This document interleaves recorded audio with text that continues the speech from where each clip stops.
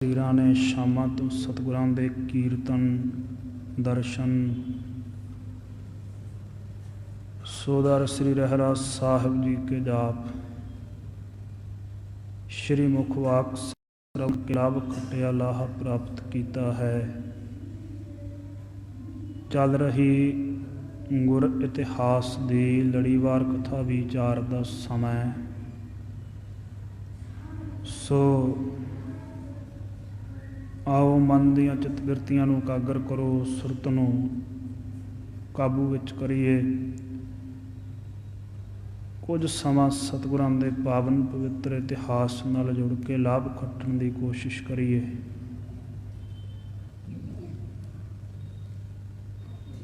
ਲੜੀ ਜੋੜਨ ਦੇ ਲਈ ਕੱਲ੍ਹ ਵਾਲਾ ਪ੍ਰਸੰਗ ਸੰਖੇਪ ਕੁਮਾਤਰ ਦੁਹਰਾਵਾਂਗੇ।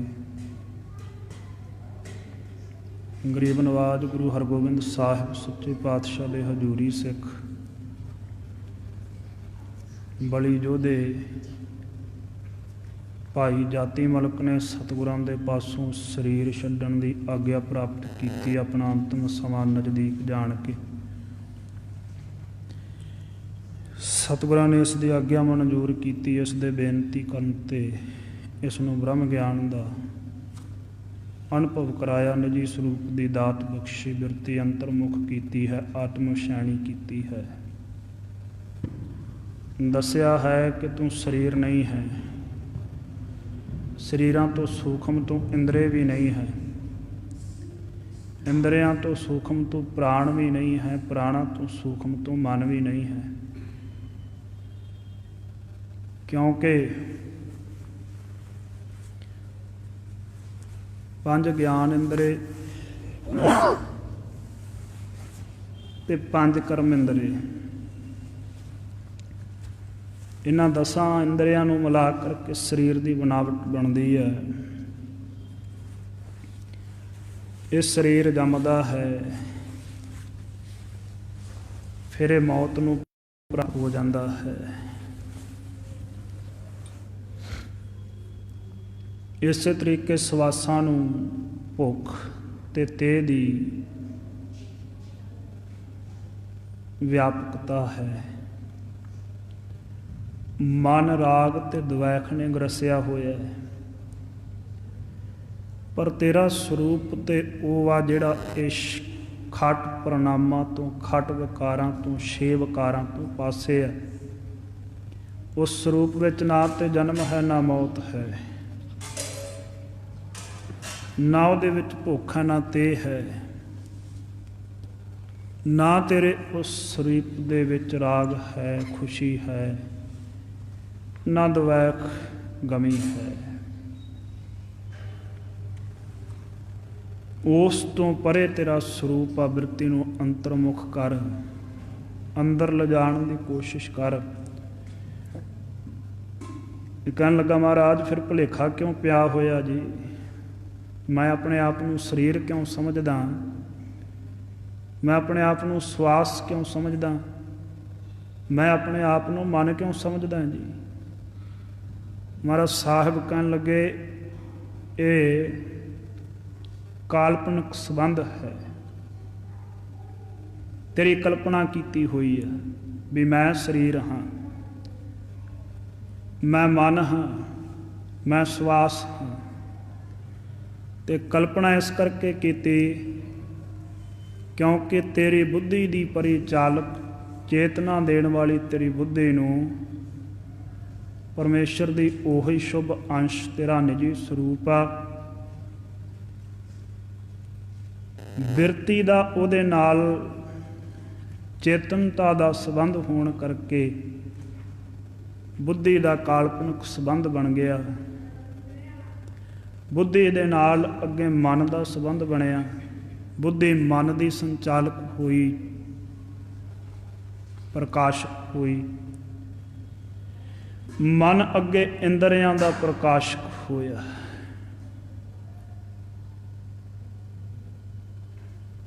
ਇਸ ਤਰੀਕੇ ਦੇ ਨਾਲ ਕਾਲਪਨਿਕ ਸੰਬੰਧ ਹੋਣ ਕਰਕੇ ਮਨੁੱਖ ਆਪਦੇ ਆਪ ਨੂੰ ਮਨ, ਬੁੱਧੀ, ਸਰੀਰ, ਸਵਾਸ ਤੇ ਇੰਦਰੇ ਮੰਨ ਕੇ ਬੈਠ ਜਾਂਦਾ ਵੀ ਇਹੀ ਹਾਂ ਮੈਂ।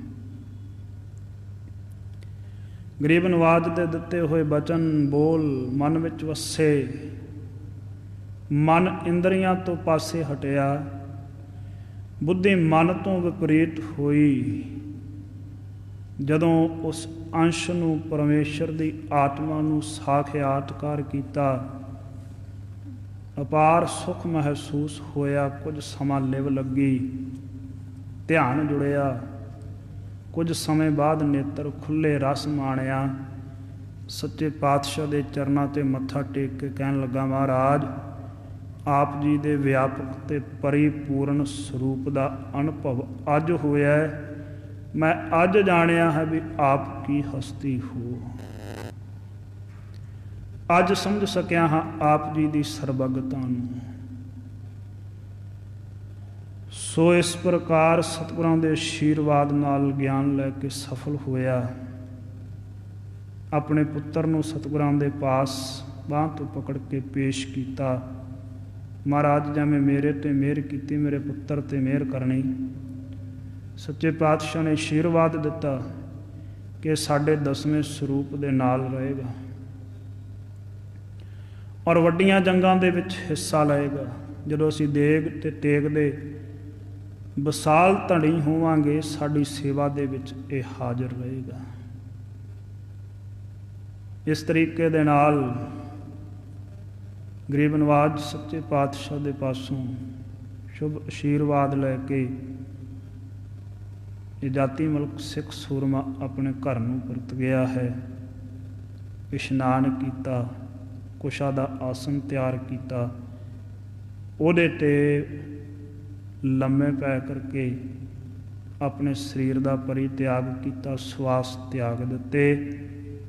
ਇੱਥੋਂ ਤੱਕ ਕੱਲ੍ਹ ਆਪਾਂ ਇਹ ਪਾਵਨ ਪ੍ਰਸੰਗ ਸੁਣਿਆ ਸੀ। ਅੱਗੇ ਜਿਸ ਤਰੀਕੇ ਨਾਲ ਗੁਰ ਇਤਿਹਾਸ ਦੀ ਪਾਵਨ ਵਿਚਾਰ ਆ ਰਹੀ ਹੈ, ਆਓ ਮਨ ਚਿੱਤ ਬਿਰਤੀਆਂ ਇਕਾਗਰ ਕਰਕੇ ਸਤਿਗੁਰਾਂ ਦੇ ਪਾਵਨ ਪਵਿੱਤਰ ਇਤਿਹਾਸ ਨਾਲ ਜੁੜ ਕੇ ਲਾਭ ਖੱਟੀਏ ਜੀ। ਸਤਨਾਮ ਸ੍ਰੀ ਵਾਹਿਗੁਰੂ ਸਾਹਿਬ ਜੀ। ਕਰ ਇਸ਼ਨਾਨ ਪਾਵਨ ਹੋਏ ਗਇਓ।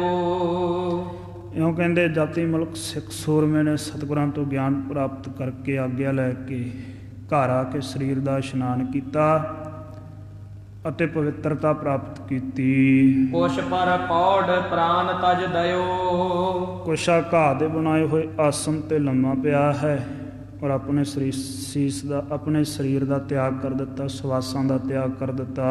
ਸੁਨ ਸਤਿਗੁਰ ਬਹੁ ਮਨੁਜ ਪਠਾਏ। ਗਰੀਬ ਨਵਾਜ ਸੱਚੇ ਪਾਤਸ਼ਾਹ ਦੇ ਪਾਸ ਬੇਨਤੀ ਪਹੁੰਚ ਗਈ ਜਾਤੀ ਮਲਕ ਦੇ ਸਰੀਰ ਛੱਡਣ ਦੀ। ਸੱਚੇ ਪਾਤਸ਼ਾਹ ਨੇ ਸੁਣ ਕੇ ਬਹੁਤ ਸਾਰੇ ਸਿੱਖ ਭੇਜੇ। ਦਾਹਨ ਕੋ ਚੰਦਨ ਸਮੁਦਾਏ। ਔਰ ਜਾਤੀ ਮਲਕ ਸਿੱਖ ਸੂਰਮੇ ਦੇ ਸ਼ਾਂਤ ਹੋਏ ਸਰੀਰ ਦੀ ਅੰਤਮ ਕਿਰਿਆ ਦੇ ਲਈ, ਸੰਸਕਾਰ ਦੇ ਲਈ ਚੰਦਨ ਇਤਿਆਦਿਕ ਦੀ ਲੱਕੜ ਇਕੱਤਰ ਕੀਤੀ। ਜਬ ਤਿਲ ਘ੍ਰਿਤ ਆਦਿਕ ਸਭ ਲਿਆਏ। ਜੌਂ ਲੈ ਕੇ ਆਏ, ਤਿਲ ਲਿਆਂਦੇ ਗਏ, ਘਿਓ ਲਿਆਂਦਾ ਹੈ, ਹੋਰ ਵੀ ਜਿਹੜਾ ਸਮਾਨ ਸਰੀਰ ਦੇ ਦਾਹ ਸੰਸਕਾਰ ਵਾਸਤੇ ਜ਼ਰੂਰੀ ਸੀ ਉਹ ਲੈ ਕੇ ਆਂਦਾ ਗਿਆ ਜੀ। ਰਚੀ ਚਿਤਾ ਪਿਖ ਪਾਵਨ ਥਾਏ।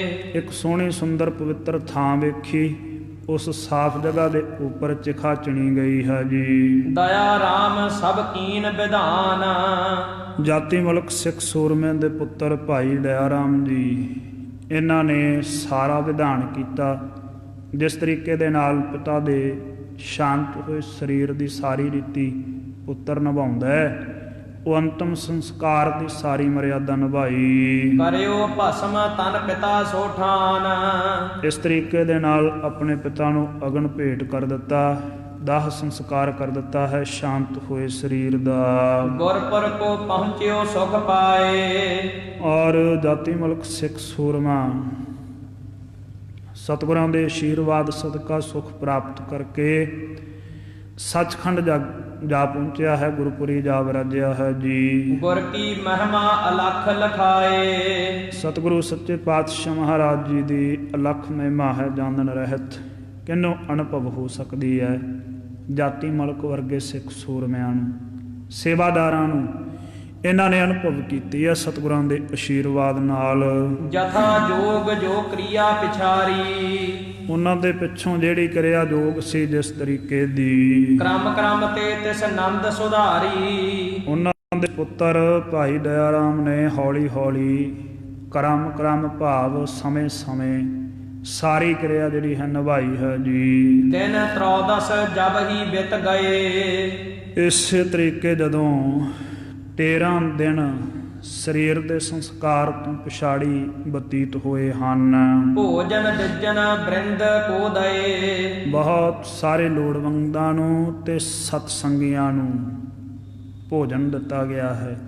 ਪ੍ਰਸ਼ਾਦਾ ਭੁੱਖਿਆਂ ਦੇ ਤਾਈਂ ਦਾਨ ਦੇ ਵਜੋਂ ਮ੍ਰਿਤਕ ਸਰੀਰ ਦੀ ਸ਼ਾਂਤੀ ਹਿੱਤ ਇਹ ਵਿਧਾਨ ਆ ਗੁਰਸਿੱਖੀ ਦਾ ਗੁਰੂ ਨਾਨਕ ਦੇਵ ਸਾਹਿਬ ਦੇ ਸਮੇਂ ਤੋਂ ਪ੍ਰਚਲਿਤ ਹੋਇਆ। ਔਰ ਇੱਥੇ 13ਵੇਂ ਦਿਨ ਦੀ ਗੱਲ ਆਈ ਹੈ, ਪਰ ਗੁਰੂ ਕਲਗੀਧਰ ਪਿਤਾ ਮਹਾਰਾਜ ਜੀ ਦੇ ਖਾਲਸਾ ਪੰਥ ਸਾਜਣ ਤੋਂ ਬਾਅਦ ਪੱਕੀ ਮਰਿਆਦਾ ਮੁਕਰਰ ਕੀਤੀ ਗਈ ਹੈ ਵੀ ਖਾਲਸੇ ਪੰਥ ਨੂੰ ਸਿੱਖ ਧਰਮ ਨੂੰ ਮੰਨਣ ਵਾਲਿਆਂ ਨੇ 10ਵੇਂ ਦਿਨ ਹੀ ਸੰਸਕਾਰ ਤੋਂ ਬਾਅਦਾਂ ਚੜ੍ਹਾਈ ਕਰਨ ਤੋਂ ਬਾਅਦਾਂ 10ਵੇਂ ਦਿਨ ਹੀ ਸਾਰੀ ਪ੍ਰਕਿਰਿਆ ਜਿਹੜੀ ਮ੍ਰਿਤਕ ਦੇ ਪ੍ਰਥਾਏ ਉਹਦੀ ਸਮਾਪਤੀ ਕਰ ਦੇਣੀ ਹੈ। ਸੋ ਦੁਸ਼ਹਿਰਾ ਕਰਦਾ ਹੈ ਖਾਲਸਾ। ਪਰ ਉਦੋਂ ਪਹਿਲਾਂ ਜਿਸ ਤਰੀਕੇ ਨਾਲ ਸਮਾਜ ਦੇ ਵਿੱਚ ਪ੍ਰਚਲਿਤ ਸੀ ਜਾਤੀ ਵੰਡ ਦੇ ਹਿਸਾਬ ਨਾਲ, ਵਰਨ ਵੰਡ ਦੇ ਹਿਸਾਬ ਨਾਲ, ਜਿਵੇਂ ਬ੍ਰਾਹਮਣਾਂ ਦੀ ਰੀਤ ਕੁਝ ਹੋਰ ਸੀ, ਇਸੇ ਤਰੀਕੇ ਨਾਲ ਜਿਹੜੀ ਇਹ ਬਾਣੀਆਂ ਤਬਕੇ ਦੇ ਲੋਕ ਸੀ ਉਹਨਾਂ ਦੀ ਰੀਤੀ ਕੁਝ ਹੋਰ ਸੀ। ਜਿਹੜੀਆਂ ਜਾਤਾਂ ਸਨ ਸਾਰੀਆਂ ਆਪੋ ਆਪਣੇ ਜਾਤਾਂ ਦੇ ਰੀਤੀ ਰਿਵਾਜ ਮੰਨਦੀਆਂ ਸੀ, ਅੱਜ ਵੀ ਮੰਨਦੇ ਆ ਸਾਰੇ। ਪਰ ਖਾਲਸਾ ਪੰਥ ਸਿੱਖ ਧਰਮ ਦੇ ਜਿਹੜੇ ਅਨੁਯਾਈ ਹਨ ਉਹ 10ਵੇਂ ਦਿਨ ਖਾਲਸੇ ਦੀ ਬਣਾਈ ਹੋਈ ਮਰਿਆਦਾ ਦੇ ਮੁਤਾਬਕ ਇਹ ਸਾਰੀ ਅੰਤਮ ਕਿਰਿਆ ਜਿਹੜੀ ਉਹਦੀ ਸਮਾਪਤੀ ਕਰ ਦਿੰਦੇ ਹਨ ਜੀ। ਜਾਤੀ ਮਲਕ ਹੇਤ ਵਥ ਆਨ, ਫਿਰ ਜਾਤੀ ਮਲਕ ਦੇ ਨਿਮਿਤ ਸਿੱਖ ਸੂਰਮਿਆਂ ਦੇ ਬਹੁਤ ਸਾਰੀਆਂ ਵਸਤੂਆਂ ਲਿਆਂਦੀਆਂ ਗਈਆਂ। ਸੇ ਜਾਦਿਕ ਦੀਨੀ ਕਰ ਦਾਨ, ਮੰਜਾ ਬਿਸਤਰਾ ਇਤਿਆਦਿਕ ਜਿਹੜਾ ਹੈ ਦਾਨ ਪੁੰਨ ਦੇ ਵਜੋਂ ਦਿੱਤਾ ਹੈ ਕਿਸੇ ਲੋੜਵੰਦ ਨੂੰ, ਜਿਹਨੂੰ ਵਿਸ਼ਰਾਮ ਪ੍ਰਾਪਤ ਹੋ ਸਕੇ, ਜਿਹਦੇ ਪਾਸ ਰਾਤ ਦੇ ਸਮੇਂ ਸਰੀਰ ਢੱਕਣ ਦੇ ਲਈ, ਥੱਲੇ ਵਿਛਾਉਣ ਦੇ ਲਈ ਕੋਈ ਵਸਤਰ ਨਹੀਂ ਹੈ, ਬਿਸਤਰਾ, ਉਸ ਦੀ ਜ਼ਰੂਰਤ ਪੂਰੀ ਹੋ ਸਕੇ। ਤਬ ਸਤਿਗੁਰ ਭੇਜੀ ਦਸਤਾਰ, ਉਸ ਤੋਂ ਪਿੱਛੋਂ ਗਰੀਬ ਨਵਾਜ ਗੁਰੂ ਹਰਗੋਬਿੰਦ ਸਾਹਿਬ ਸੱਚੇ ਪਾਤਸ਼ਾਹ ਮਹਾਰਾਜ ਜੀ ਨੇ ਦਸਤਾਰ ਭੇਜੀ ਹੈ ਜੀ। ਪਠਿਓ ਦੁਸ਼ਾਲਾ ਮੂਲ ਉਦਾਰ, ਔਰ ਉਸ ਦਸਤਾਰ ਦੇ ਨਾਲ ਇੱਕ ਬਹੁਤੇ ਮੁੱਲ ਦਾ ਸੋਹਣਾ ਸੁੰਦਰ ਦਸ਼ਾਲਾ ਵੀ ਭੇਜਿਆ। ਅਧਿਕ ਦਰਬ ਤਿਹ ਸੰਗ ਪਠਾਇਓ, ਉਸ ਦਸ਼ਾਲੇ ਦੇ ਨਾਲ ਧਨ ਵੀ ਬਹੁਤ ਸਾਰਾ ਭਾਈ ਦਇਆ ਰਾਮ ਦੇ ਤਾਈਂ ਬਖਸ਼ਿਸ਼ ਵਜੋਂ ਭੇਜਿਆ ਸਤਿਗੁਰੂ ਸੱਚੇ ਪਾਤਸ਼ਾਹ ਨੇ। ਦਇਆ ਰਾਮ ਕੋ ਬਹੁ ਹਰ ਖਾਇਓ, ਇਹ ਜਿਹੜਾ ਦਇਆ ਰਾਮ ਸੀ ਪੁੱਤਰ ਭਾਈ ਜਾਤੀ ਮਲਕ ਦਾ ਬੜਾ ਪ੍ਰਸੰਨ ਹੋਇਆ। ਸਤਿਗੁਰਾਂ ਦੇ ਪਾਸੋਂ ਇਹ ਮਿਲਿਆ ਸਨਮਾਨ ਪ੍ਰਾਪਤ ਕਰਕੇ। ਸ਼ੋਕ ਦੂਰ ਕਰ ਆਵਨ ਲਾਗਿਓ, ਆਪਣੇ ਹਿਰਦੇ ਦੇ ਦੁੱਖ ਨੂੰ, ਵੇਦਨਾ ਨੂੰ ਦੂਰ ਕੀਤਾ ਹੈ। ਮਨ ਨੂੰ ਗੁਰੂ ਹਰਗੋਬਿੰਦ ਸਾਹਿਬ ਜੀ ਦੇ ਚਰਨਾਂ ਵਿੱਚ ਸਥਿਰ ਕੀਤਾ ਤੇ ਸਤਿਗੁਰਾਂ ਦੇ ਦਰਸ਼ਨਾਂ ਲਈ ਆਉਣ ਲੱਗ ਪਿਆ ਹਰ ਰੋਜ਼। ਸਤਿਗੁਰ ਨਿਕਟ ਰਹਿ ਰਸ ਪਾਗਿਓ, ਰਸ ਦੇ ਵਿੱਚ ਰੰਗਿਆ ਹੋਇਆ ਸੁਖ ਮਾਣਦਾ ਗਰੀਬ ਨਵਾਜ ਗੁਰੂ ਹਰਗੋਬਿੰਦ ਸਾਹਿਬ ਜੀ ਦੇ ਹਜ਼ੂਰ ਰਹਿੰਦਾ, ਹਰ ਰੋਜ਼ ਸਤਿਗੁਰਾਂ ਦੇ ਪਾਸ ਰਹਿੰਦਾ ਸੇਵਾ ਵਿੱਚ। ਪੁਨ ਕੇਤਿਕ ਦਿਨ ਭਏ ਬਤੀਤ, ਇਸ ਤਰੀਕੇ ਨਾਲ ਫਿਰ ਕਿੰਨੇ ਕੁ ਦਿਨ ਜਿਹੜੇ ਹਨ ਬਤੀਤ ਹੋ ਗਏ। ਨਿਜ ਤਨ ਤਜਨ ਵਿਚਾਰਤ ਚੀਤ, ਸੱਚੇ ਪਾਤਸ਼ਾਹ ਗੁਰੂ ਹਰਗੋਬਿੰਦ ਸਾਹਿਬ ਸੱਚੇ ਪਾਤਸ਼ਾਹ ਜੀ ਹੁਣ ਆਪਣੇ ਸਰੀਰ ਦੇ ਛੱਡਣ ਦੀ ਵਿਚਾਰ ਧਾਰਦੇ ਹਨ।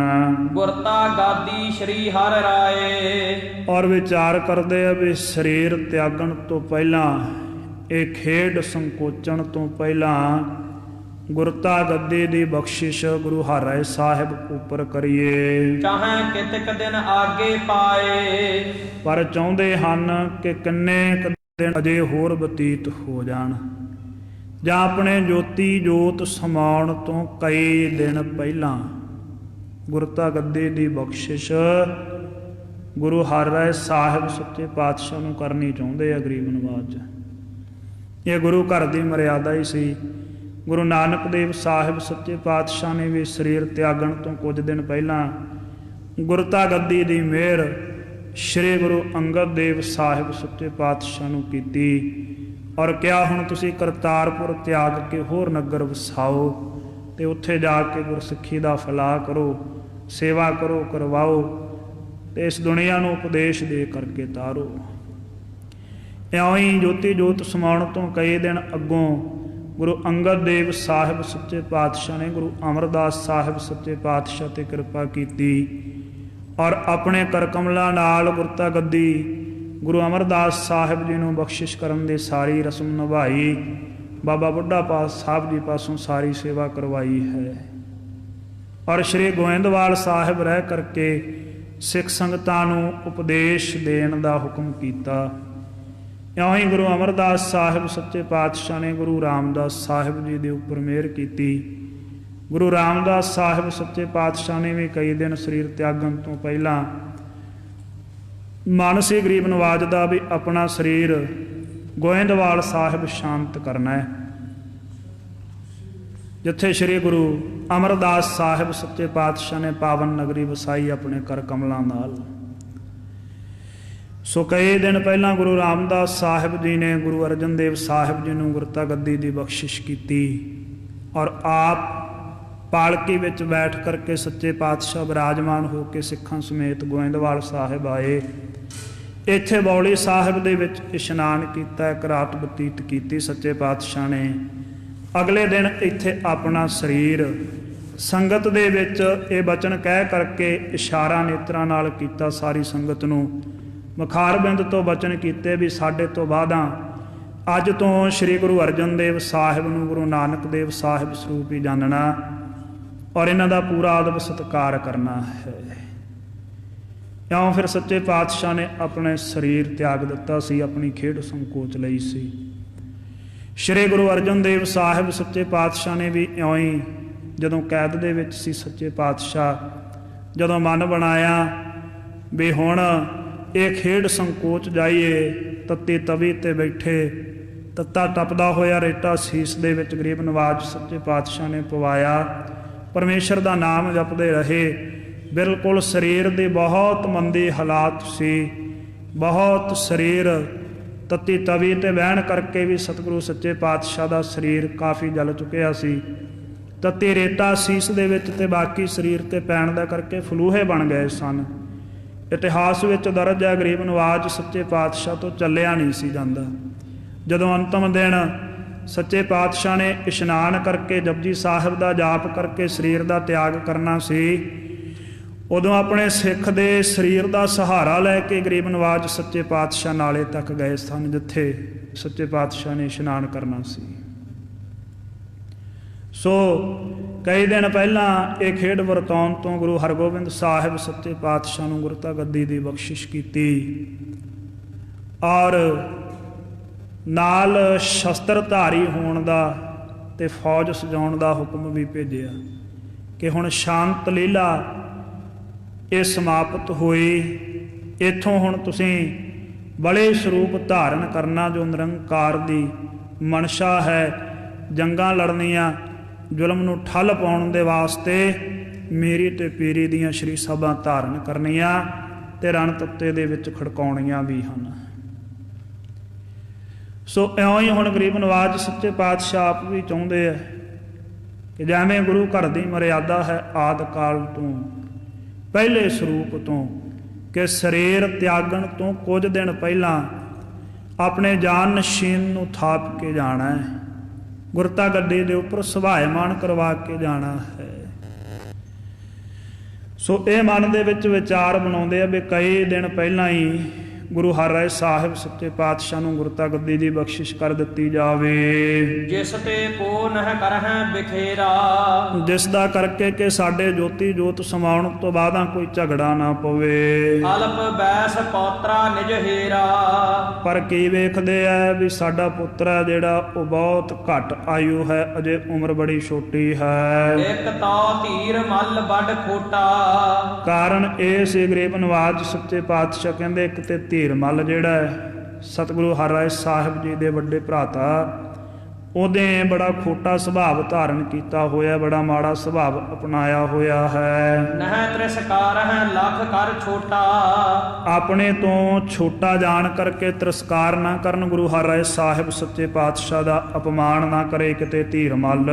ਜਿਮ ਦਾਤੂ ਸੁਤ ਲੀਏ ਪਖ ਧਾਰੇ। ਜਿਸ ਤਰੀਕੇ ਦੇ ਨਾਲ ਬਾਬਾ ਦਾਤੂ ਜੀ ਦੇ ਸੁਪੁੱਤਰ ਨੇ ਧੀਰ ਮੱਲ ਦਾ ਪੱਖ ਕਰ ਲਿਆ ਹੈ, ਤਥਾ ਮਸੰਦ ਨਾ ਲੇਹ ਬਿਗਾਰੇ। ਜਿਵੇਂ ਉਹਨਾਂ ਨੂੰ ਪਚਲਾ ਲਿਆ ਹੈ, ਇਸਨੇ ਵਰਗਲਾ ਲਿਆ ਹੈ, ਐਵੇਂ ਕਿਤੇ ਹੋਰ ਮਸੰਦਾਂ ਨੂੰ ਵੀ ਆਪਣੇ ਪਿੱਛੇ ਨਾ ਲਾ ਲਵੇ। ਸਿੱਖ ਸੰਗਤ ਸਭ ਦੇਸ਼ ਬੁਲਾਏ। ਇਸ ਲਈ ਸੱਚੇ ਪਾਤਸ਼ਾਹ ਗਰੀਬ ਨਵਾਜ ਨੇ ਸਾਰੇ ਦੇਸ਼ਾਂ ਦੇ ਵਿੱਚੋਂ ਸਿੱਖ ਸੰਗਤ ਨੂੰ ਇਕੱਤਰ ਕਰਨ ਦਾ ਮਨ ਬਣਾਇਆ ਜੀ। ਸਭ ਹਿਨ ਮੈਂ ਬਿਠਾਏ ਹਰ ਰਾਏ। ਔਰ ਮਨਸ਼ਾ ਬਣਾਈ ਕਿ ਸਾਰਿਆਂ ਦੇ ਵਿੱਚ ਸ੍ਰੀ ਗੁਰੂ ਹਰਿਰਾਏ ਸਾਹਿਬ ਜੀ ਨੂੰ ਸੁਭਾਇਮਾਨ ਕਰਵਾ ਕਰਕੇ ਗੁਰਤਾ ਗਾਦੀ ਦੇਨੀ ਕਰਾਂ। ਅਸੀਂ ਇਸ ਤਰੀਕੇ ਦੇ ਨਾਲ ਗੁਰਤਾ ਗੱਦੀ ਬਖਸ਼ਿਸ਼ ਕਰਾਂਗੇ ਸਾਰੀਆਂ ਸੰਗਤਾਂ ਦੇ ਸਨਮੁਖ ਤੇ ਸਾਰੇ ਮਸੰਦਾਂ ਦੇ ਸਾਹਮਣੇ ਹੀ। ਏਮ ਵਿਚਾਰ ਸ੍ਰੀ ਸਤਿਗੁਰ ਧਰੈ। ਇਸ ਤਰੀਕੇ ਦੀ ਵਿਚਾਰ ਮੇਰੀ ਪੀਰੀ ਦੇ ਮਾਲਕ ਗੁਰੂ ਹਰਗੋਬਿੰਦ ਸਾਹਿਬ ਸੱਚੇ ਪਾਤਸ਼ਾਹ ਨੇ ਧਾਰਨ ਕੀਤੀ। ਦਿਓ ਹੁਕਮ ਜੇ ਨਿਕਟ ਲਿਖਾਰੀ। ਜਿਹੜਾ ਉਸ ਸਮੇਂ ਲਿਖਾਰੀ ਸੇਵਾਦਾਰ ਹੁਕਮਨਾਮੇ ਲਿਖਦਾ ਸੀ, ਹੁਕਮਨਾਮੇ ਉਹ ਪਾਸ ਸੀ ਸਤਿਗੁਰਾਂ ਦੇ, ਉਸ ਨੂੰ ਹੁਕਮ ਦਿੱਤਾ ਸਤਿਗੁਰੂ ਜੀ ਨੇ ਹੈ ਮਸੰਦ ਗਨ ਦੇਸ਼ ਮਝਾਰੀ। ਕਿ ਸਾਡੇ ਗਣ ਜਿੰਨੇ ਵੀ ਮਸੰਦ ਦੇਸ਼ਾਂ ਵਿਦੇਸ਼ਾਂ ਦੇ ਵਿੱਚ ਹਨ, ਸੰਗਤਾਂ ਦੇ ਵਿੱਚ ਵਿਚਰਦੇ ਆ ਜਿਹੜੇ, ਲਿਖੋ ਹੁਕਮਨਾਮੇ ਸਭ ਆਵੈ। ਉਹਨਾਂ ਸਾਰੇ ਮਸੰਦਾਂ ਨੂੰ ਹੁਕਮਨਾਮੇ ਲਿਖ ਦਿਓ ਵੀ ਤੁਹਾਨੂੰ ਗੁਰੂ ਸਾਹਿਬ ਜੀ ਨੇ ਬੁਲਾਇਆ ਹੈ, ਸਾਰੇ ਸਾਡੀ ਹਜ਼ੂਰੀ ਦੇ ਵਿੱਚ ਆਉਣ। ਸੰਗ ਸੰਗਤਾਂ ਆਪਣੇ ਲਿਆਵੈ। ਔਰ ਇਕੱਲੇ ਨਾ ਆਉਣ, ਨਾਲ ਆਪੋ ਆਪਣੇ ਇਲਾਕੇ ਦੇ ਵਿੱਚੋਂ ਸੰਗਤਾਂ ਨੂੰ ਵੀ ਇਕੱਤਰ ਕਰਕੇ ਲੈ ਕੇ ਆਉਣਾ। ਸੁਣ ਆਗਿਆ ਕਹੋ ਦੇਸ਼ ਵਿਦੇਸ਼। ਸਤਿਗੁਰੂ ਸੱਚੇ ਪਾਤਸ਼ਾਹ ਜੀ ਦਾ ਹੁਕਮ ਸੁਣ ਕੇ ਦੇਸ਼ਾਂ ਵਿਦੇਸ਼ਾਂ ਤੱਕ ਲਿਖ ਲਿਖ ਭੇਜੇ ਚਾਰ ਅਸ਼ੇਸ਼। ਲਿਖ ਲਿਖ ਕਰਕੇ ਹੁਕਮਨਾਮੇ ਦੂਤਾਂ ਦੇ ਤਾਈਂ ਭੇਜ ਦਿੱਤਾ ਗਿਆ। ਉਤੇ ਦੂਰ ਸੇ ਪ੍ਰਥਮ ਬੁਲਾਏ। ਜਿਹੜੇ ਸੰਦ ਦੂਰ ਦਰਾਡੇ ਤੋਂ ਆਉਣ ਵਾਲੇ ਸੀ, ਜਿਨ੍ਹਾਂ ਨੂੰ ਕਈ ਦਿਨ ਲੱਗਣੇ ਸੀ, ਉਹਨਾਂ ਨੂੰ ਸਭ ਨਾਲੋਂ ਪਹਿਲਾਂ ਖਬਰ ਭੇਜ ਕੇ ਬੁਲਾ ਲਿਆ ਹੈ ਜੀ। ਧਨੀ ਮਸੰਦ ਬਿਲੰਦ ਸਭਾਏ। ਜਿਹੜੇ ਬਹੁਤ ਧਨਾੜ ਸਨ ਔਰ ਸਾਰੇ ਦੇ ਸਾਰੇ ਜਿਹੜੇ ਮਸੰਦ ਸੀ ਸੰਗਤ ਦੇ ਵਿੱਚੋਂ ਕਾਰ ਇਕੱਤਰ ਕਰਨ ਵਾਲੇ, ਸਾਰਿਆਂ ਨੂੰ ਆਪੋ ਆਪਣੇ ਥਾਵਾਂ ਤੋਂ ਬੁਲਾਵਾ ਭੇਜਿਆ। ਜਾਏ ਹੁਕਮਨਾਮੇ ਜਬ ਦਏ। ਜਦੋਂ ਜਾ ਕਰਕੇ ਸਤਿਗੁਰਾਂ ਦੇ ਦੂਤਾਂ ਨੇ ਸਿੱਖਾਂ ਨੇ ਹੁਕਮਨਾਮੇ ਦਿੱਤੇ ਹਨ। ਪਾਠ ਮਸੰਦ ਸਭ ਤਿਆਰੀ ਕਏ। ਪੜ੍ਹ ਕਰਕੇ ਹੁਕਮਨਾਮਿਆਂ ਦੇ ਤਾਈਂ ਇਹਨਾਂ ਸਾਰੇ ਮਸੰਦਾਂ ਨੇ ਆਉਣ ਦੀ ਤਿਆਰੀ ਖਿੱਚ ਲਈ। ਲੈ ਕਰ ਸੰਗ ਸੰਗਤਾਂ ਬ੍ਰਿੰਦ। ਆਪਣੇ ਨਾਲ ਬਹੁਤ ਸਾਰੀਆਂ ਸੰਗਤਾਂ ਨੂੰ ਲੈ ਕਰਕੇ ਅਰ ਲੈ ਗੁਰ ਕੀ ਕਾਰ ਬਿਲੰਦ। ਅਤੇ ਜਿਹੜੀ ਗੁਰੂ ਘਰ ਦੀ ਕਾਰ ਭੇਟਾ ਇਕੱਤਰ ਕੀਤੀ ਹੋਈ ਸੀ, ਉਗਰਾਹੀ ਇਕੱਠੀ ਕੀਤੀ ਹੋਈ ਸੀ, ਉਹ ਵੀ ਨਾਲ ਲਈ ਹੈ ਬਹੁਤ ਸਾਰੀ। ਕਰਮ ਕਰ ਪੰਥ ਉਲੰਘਤ ਆਏ। ਸਾਰੇ ਹੌਲੀ ਹੌਲੀ ਆਪੋ ਆਪਣੇ ਸਮੇਂ ਦੇ ਹਿਸਾਬ ਦੇ ਨਾਲ ਸਾਰਾ ਰਸਤਾ ਪੈਂਡਾ ਤੈਅ ਕਰਕੇ ਸਾਰੇ ਮਸੰਦ ਸਤਿਗੁਰਾਂ ਦੇ ਹਜ਼ੂਰ ਕੀਰਤਪੁਰ ਸਾਹਿਬ ਪਹੁੰਚ ਗਏ ਜੀ। ਕੀਰਤਪੁਰ ਗੁਰ ਜਹਾਂ ਸੁਹਾਏ। ਜਿੱਥੇ ਗੁਰੂ ਹਰਗੋਬਿੰਦ ਸਾਹਿਬ ਸੱਚੇ ਪਾਤਸ਼ਾਹ ਇਸ ਪਾਵਨ ਨਗਰੀ ਦੇ ਵਿੱਚ ਸ਼ੋਭਦੇ ਹਨ। ਬ੍ਰਿੰਦ ਅਕੋਰਨ ਅਰਪੈ ਆਗੇ। ਬਹੁਤ ਸਾਰੀਆਂ ਭੇਟਾਵਾਂ ਲਿਆ ਕਰਕੇ ਸਤਿਗੁਰਾਂ ਦੇ ਸਨਮੁਖ ਅਰਪਣ ਕਰਦੇ ਐ। ਭੇਟਾ ਕਰਕੇ ਮੱਥਾ ਟੇਕਦੇ ਹਨ ਨਮਰੀ ਹੋਏ ਚਰਨ ਗੁਰ ਲਾਗੇ ਔਰ ਬੜੇ ਨਿਉ ਕਰਕੇ ਨਿਮਰਤਾ ਦੇ ਭਾਵ ਵਿੱਚ ਆ ਕੇ ਸਤਿਗੁਰਾਂ ਦੇ ਚਰਨਾਂ ਨਾਲ ਲੱਗਦੇ ਹਨ ਜੀ। ਬਲਖ ਬੁਖਾਰਾ ਆਦਿਕ ਪੁਰਗਨ ਬਲਖ ਬੁਖਾਰਾ ਇਤਿਆਦਿਕ ਹੋਰ ਵੀ ਜਿਹੜੇ ਸਾਰੇ ਨਗਰ ਹਨ। ਪਸ਼ਚਮ ਦਿਸ਼ ਤੇ ਪਹੁੰਚੇ ਨਰਗਨ ਪਸ਼ਚਮ ਦੇ ਦਿਸ਼ਾ ਵਾਲੇ ਪਾਸਿਓਂ ਬਹੁਤ ਸਾਰੇ ਮਨੁੱਖ ਪਹੁੰਚ ਗਏ। ਸੰਗ ਮਸੰਦ ਲਏ ਮੁਲਤਾਨੀ ਨਾਲ ਇਹਨਾਂ ਨੇ ਮੁਲਤਾਨ ਦਾ ਜਿਹੜਾ ਮਸੰਦ ਹੈ ਉਸ ਨੂੰ ਵੀ ਲੈ ਲਿਆ ਹੈ ਜੀ। ਸਿੱਖ ਗਨ ਅਨਿਕ ਉਪਾਇਨ ਆਨੀ ਇਹਨਾਂ ਸਮੂਹ ਸਿੱਖਾਂ ਨੇ ਬਹੁਤ ਸਾਰੀਆਂ ਭੇਟਾਵਾਂ ਲਿਆਂਦੀਆਂ ਸਤਿਗੁਰਾਂ ਹਿੱਤ। ਬਲਖ ਬੁਖਾਰਾ ਆਦ ਦਸਣ ਦਿਸ਼ ਤੇ ਆਦ ਉਜੈਨ ਦੱਖਣ ਦੇ ਦਿਸ਼ਾ ਵਾਲੇ ਪਾਸਿਓਂ ਉਜੈਨ ਇਤਿਆਦਿਕ ਜਿਹੜੇ ਸ਼ਹਿਰ ਨਗਰ ਹਨ। ਚੱਲ ਪਹੁੰਚੇ ਗੁਰ ਦਰਸ਼ਨ ਲੈਣ ਇੱਥੋਂ ਦੇ ਮਸੰਦ ਵਿੱਚ ਸੰਗਤਾਂ ਸਮੇਤ ਗਰੀਬ ਨਵਾਜ ਗੁਰੂ ਹਰਗੋਬਿੰਦ ਸਾਹਿਬ ਜੀ ਦੇ ਦਰਸ਼ਨਾਂ ਦੀ ਪ੍ਰਾਪਤੀ ਲਈ ਪੁੱਜੇ। ਅੰਗ ਬੰਗ ਆਦਿਕ ਜੇ ਦੇਸ਼ ਅੰਗ ਬੰਗ ਇਤਿਆਦਿਕ ਜਿਹੜੇ ਇਹ ਦੇਸ਼ ਹਨ ਇਹਨਾਂ ਨਾਮਾਂ ਦੇ। ਕੌਣ ਗਨਹਿ ਪਹੁੰਚੇ ਸੋ ਅਸ਼ੇਸ਼ ਸਾਰੇ ਇਲਾਕਿਆਂ ਦੇ ਵਿੱਚੋਂ ਜਿਹੜੀਆਂ ਸਮੂਹ ਸਿੱਖ ਸੰਗਤਾਂ ਤੇ ਸਾਰੇ ਮਸੰਦ ਪਹੁੰਚੇ ਉਹਨਾਂ ਸਾਰੇ ਮਸੰਦਾਂ ਦੀ ਤੇ ਸਿੱਖ ਸੰਗਤਾਂ ਦੀ ਗਿਣਤੀ ਕੌਣ ਕਰੇ ਜਿਹੜੇ ਆਏ ਹਨ ਸਤਿਗੁਰਾਂ ਦੇ ਪਾਸ ਉਸ ਸਮੇਂ। ਵਸਤ ਅਨੂਠੀ ਮੋਲ ਵਡੇਰੀ ਬਹੁਤ ਅਨੂਠੀਆਂ ਜਿਹੜੀਆਂ ਅਨੂਪਮ ਬਣੀਆਂ ਹੋਈਆਂ ਵਿਰਲੀਆਂ ਸੰਸਾਰ ਦੇ ਵਿੱਚ ਜਿਹੜੀਆਂ ਵਸਤੂਆਂ ਬਣਦੀਆਂ ਐਸੀਆਂ ਕੀਮਤੀ ਸ਼ੈਆਂ ਲੈ ਕਰਕੇ ਦੁਰਲੱਭ ਲੈ ਆਏ ਤਿਸ ਬੇਰੀ ਜਿਹੜੀਆਂ ਛੇਤੀ ਨਹੀਂ ਲੱਭਦੀਆਂ ਬੜੀ ਕਠਿਨਾਈ ਨਾਲ ਪ੍ਰਾਪਤ ਹੁੰਦੀਆਂ ਐਸੀਆਂ ਵਸਤੂਆਂ ਲੈ ਕੇ ਪਹੁੰਚੇ ਹਨ ਮਸੰਦ ਅਤੇ ਸਿੱਖ ਸੰਗਤਾਂ। ਅਨੇਕ ਪ੍ਰਕਾਰਨ ਵਸਤਰ ਅਜਾਇਬ ਬਹੁਤ ਮਨਮੋਹਕ ਸੋਹਣੇ ਖੂਬਸੂਰਤ ਦਿਖਣ ਵਾਲੇ ਮਹਿੰਗੇ ਮੁੱਲ ਦੇ ਜਿਹੜੇ ਵਸਤਰ ਹਨ। ਅਰਪਹਿ ਦਰਸ ਕਰਹਿ ਗੁਰ ਸਾਹਿਬ ਐਸੇ ਸੋਹਣੇ ਵਸਤਰ ਭੇਟਾ ਵਜੋਂ ਅਰਪਣ ਕਰਕੇ ਸਿੱਖ ਸੰਗਤਾਂ ਅਤੇ ਮਸੰਦ ਸਤਿਗੁਰਾਂ ਨੂੰ ਨਿਮਰੇ ਹੁੰਦੇ ਐ ਨਮਸਕਾਰਾਂ ਕਰਦੇ ਹਨ ਜੀ। ਤੈਮ ਪੂਰਬ ਕੇ ਚੱਲ ਕਰ ਆਏ ਇਸੇ ਤਰੀਕੇ ਪੂਰਬ ਵਾਲੇ ਪਾਸੇ ਤੋਂ ਵੀ ਚੱਲ ਕਰਕੇ ਆਈਆਂ ਸੰਗਤਾਂ। ਢਾਕਾ ਆਦ ਦੇਸ਼ ਸਮੁਦਾਏ ਇਧਰਲੇ ਪਾਸੇ ਨੂੰ ਢਾਕਾ ਇਤਿਆਦਿਕ ਹੋਰ ਜਿਹੜੇ ਦੇਸ਼ ਵਸਦੇ ਹਨ। ਪੁਰ ਪਟਣੇ ਆਦਿਕ ਸਿੱਖ ਜੇਈ ਪਟਨੇ ਨਗਰ ਤੋਂ ਵੀ ਜਿਹੜੇ ਸਿੱਖ ਹਨ ਸਤਿਗੁਰੂ ਸਾਹਿਬ ਜੀ ਦੇ ਲਏ ਉਪਾਇਨ ਪਹੁੰਚੇ ਤੇਈ ਇਹ ਇਧਰਲੇ ਇਲਾਕੇ ਦੀਆਂ ਸੰਗਤਾਂ ਵੀ ਭੇਟਾਵਾਂ ਲੈ ਕੇ ਮਸੰਦ ਸਤਿਗੁਰਾਂ ਦੇ ਵਾਸਤੇ ਭੇਟਾਵਾਂ ਲੈ ਕੇ ਪਹੁੰਚ ਗਏ। ਤੈਮ ਪਰਬਤ ਬਾਸੀ ਚੱਲ ਆਏ ਇਸੇ ਤਰੀਕੇ ਦੇ ਨਾਲ ਪਹਾੜੀ ਇਲਾਕਿਆਂ ਦੇ ਵਿੱਚ ਚੱਲਣ ਵਾਲੀਆਂ ਜਿਹੜੀਆਂ ਵਸਣ ਵਾਲੀਆਂ ਜਿਹੜੀਆਂ ਸਿੱਖ ਸੰਗਤਾਂ ਉਹ ਵੀ ਚੱਲ ਕੇ ਪਹੁੰਚੀਆਂ। ਸਤਿਗੁਰ ਹਰ ਗੋਬਿੰਦ ਦਰਸਾਏ ਇਉਂ ਸਭ ਦਿਸ਼ਾਵਾਂ ਤੋਂ ਸਭ ਸਿੱਖ ਸੰਗਤਾਂ ਨੇ ਸ਼੍ਰੀ ਗੁਰੂ ਹਰਗੋਬਿੰਦ ਸਾਹਿਬ ਸੱਚੇ ਪਾਤਸ਼ਾਹ ਜੀ ਦੇ ਪਾਵਨ ਦਰਸ਼ਨ ਪ੍ਰਾਪਤ ਕੀਤੇ ਆ। ਐਡੇ ਭਾਰੀ ਸਿੱਖੇ ਗੁਰੂ ਕਾਲ ਸਮੇਂ ਸ਼੍ਰੀ ਗੁਰੂ ਨਾਨਕ ਦੇਵ ਸਾਹਿਬ ਸੱਚੇ ਪਾਤਸ਼ਾਹ ਜੀ ਦੇ ਪਾਵਨ ਪਵਿੱਤਰ ਪ੍ਰਤਾਪ ਦੇ ਨਾਲ ਫੈਲੀ ਹੋਈ ਸੀ ਸਾਧ ਸੰਗਤ ਜੀ। ਸ਼੍ਰੀ ਗੁਰੂ ਗੋਬਿੰਦ ਸਿੰਘ ਸਾਹਿਬ ਸੱਚੇ ਪਾਤਸ਼ਾਹ ਕਲਗੀਧਰ ਦੇ ਸਮੇਂ ਵੀ ਫੈਲਾਅ ਬਹੁਤ ਸੀ। ਇਹ ਬਾਅਦ ਦੇ ਵਿੱਚ ਸਿੱਖ ਖਾਲਸਾ ਪੰਥ ਜੰਗਾਂ ਯੁੱਧਾਂ ਵਿੱਚ ਕੁਝ ਉਲਝਿਆ। ਜੰਗਾਂ ਯੁੱਧਾਂ ਦੀ ਸਮਾਪਤੀ ਤੋਂ ਬਾਅਦ ਅਸੀਂ ਆਪਣਿਆਂ ਦੀ ਬਦਨੀਤੀ ਦੇ ਸ਼ਿਕਾਰ ਹੋਏ। ਸਾਨੂੰ ਸੀਮਤ ਕਰਨ ਦੀ ਕੋਸ਼ਿਸ਼ ਕੀਤੀ ਗਈ ਹੈ। ਬਹੁਤ ਸਾਰੇ ਸਿੱਖ ਜਿਹੜੇ ਗੁਰੂ ਨਾਨਕ ਦੇਵ ਸਾਹਿਬ ਸੱਚੇ ਪਾਤਸ਼ਾਹ ਜੀ ਦੇ ਪਾਵਨ ਪਵਿੱਤਰ ਸਿਧਾਂਤ ਦੇ ਹਾਮੀਦਾਰ ਸੀ, ਅਪਣਾਉਂਦੇ ਸੀ ਸਤਿਗੁਰਾਂ ਦੇ ਸਿਧਾਂਤ ਨੂੰ। ਉਹ ਨਾ ਕੇਵਲ ਹਿੰਦੂ ਸੀ ਸਗੋਂ ਮੁਸਲਮਾਨ ਵੀ ਬਹੁਤ ਸਨ ਔਰ ਹੋਰ ਵੀ ਧਰਮਾਂ ਨੂੰ ਅਲੱਗ ਨੂੰ ਮੰਨਣ ਵਾਲੇ ਜਿਹੜੇ ਲੋਕ ਸੀ ਸਤਿਗੁਰੂ ਸੱਚੇ ਪਾਤਸ਼ਾਹ ਦੇ ਸਿਧਾਂਤ ਤੋਂ ਪ੍ਰਭਾਵਿਤ ਸੀ, ਮੰਨਦੇ ਵੀ ਸੀ ਸਤਿਗੁਰਾਂ ਦੇ ਸਮੇਂ ਤੱਕ।